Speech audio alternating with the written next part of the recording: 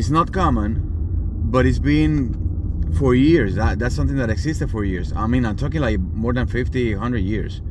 But it's not common. Why? Because banks create a monopoly. They want to control everything. Yeah, sure.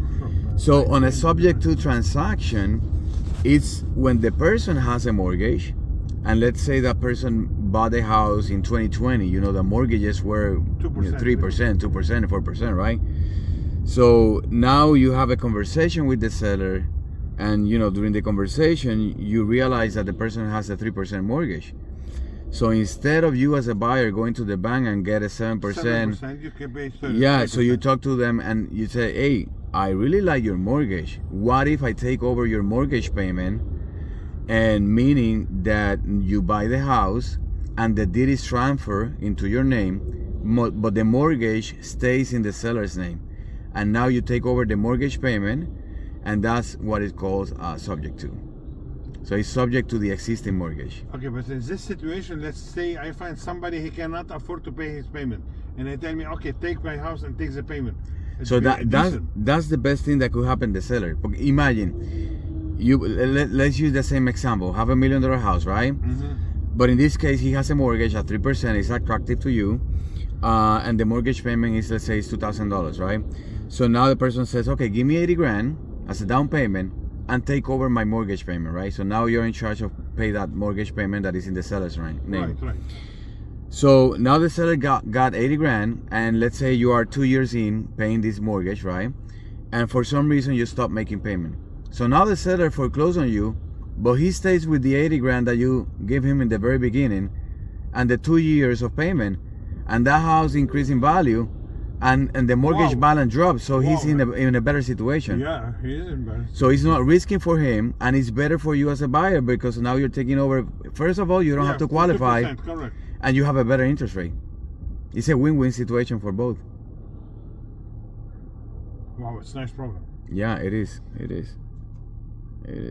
Wow, let's say I find somebody like struggling a little bit and give him some money in front and take his mortgage. It'd be amazing. Yeah. Right? Yeah, another idea.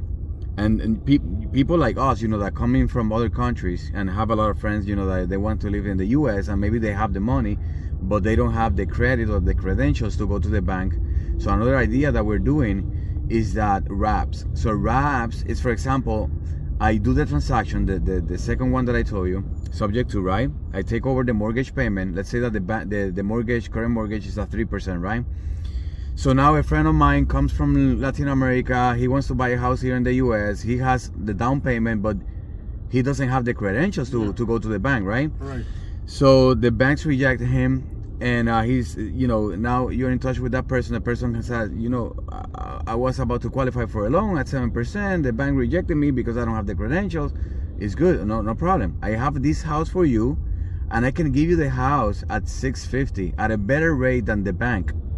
So what you're doing, you bought a house at 3% interest rate. Now you are doing a second mortgage towards 6%. This buyer at 650%, and you keep the spread. And you are helping a person to buy a house. You are making money. Let's say that the original loan pays two grand, right? And now this person is paying you $2,500. Right, so now you're making $500. Yep. But with the difference in this case, you are not a landlord. You don't have to deal with toilets and something that breaks. He's the owner. No, see, if something breaks, he's in charge of it. Yeah. So you just hold a note and keep the spread between the both mortgages. That's a wrap.